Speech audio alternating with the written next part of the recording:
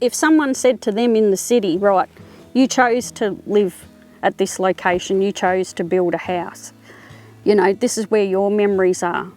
How honestly would they feel if companies came in and said, right, we're wiping that, we're taking all your land, everything, every parcel, every memory that you have, and we're just going to knock it all down. You know, I don't think people are really looking at that bigger picture. My name's Melissa Gaylor. I'm a third generation farmer. So I was born and raised here on this property. My family have been farming since the early 1900s, of what I can gather. My father and brother took over from their dad many years ago. They were 13 and 14, I think, respectively, when they left school. So right from a very, very early age, as a little girl, I was always involved in what the old boys were doing. Whether it was rounding up sheep, being over in the shearing shed at shearing time. A lot of good stories there.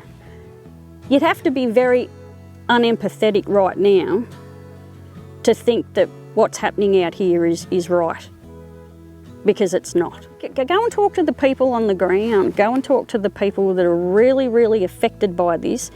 You know, they don't want to be living this. And I don't understand why these farmers who want to sign on, either A, they didn't really know what they were signing up for at the start. There's some of them, there's some I believe that they just want that extra money to not have to work hard, and farming is about working hard. There's no doubt about that. But at the end of the day, you come home and you know you've done something good. And I mean, we feed and clothe the population, and we feed and clothe people overseas. Why, I cannot understand why the government would want to sell us out like this. As I said, I've seen maps of the mineral mines coming from the back of Bathurst right across through to the Nullarbor Road. That's too close to home. That's way too close to home. And I can't understand why we can't veto anything. Why has it all been changed? Why is everything so secret? To me, if everything has to be secret, there's something very, very wrong. Something very wrong. This place holds a lot of memories for me, a lot, including my dad. Christmas Eve 2014, sorry.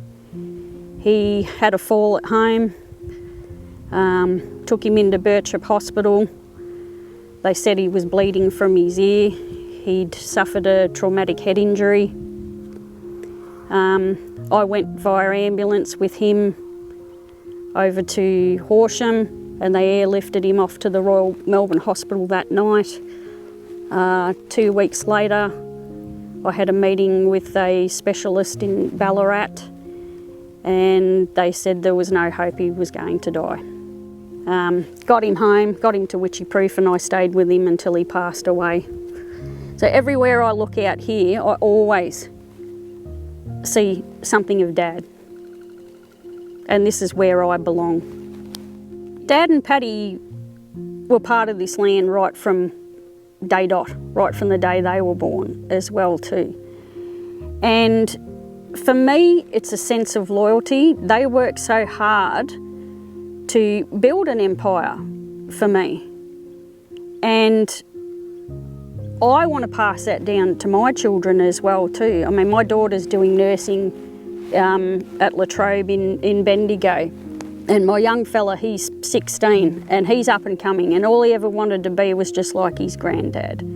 And he's doing a school-based apprenticeship in Witchy-Proof with a local farmer. It makes me really proud that he wants to do that he wants to be a farmer. I've had a couple of family members say to me over the years, you know, why don't you sell it? You don't have the equipment here, you know, you don't have other resources, why don't you just sell it? But that's not the point to me, because I love this place so much and because Dad and Paddy work so hard, you know. I couldn't think of any other place I want to be. It'll always be home.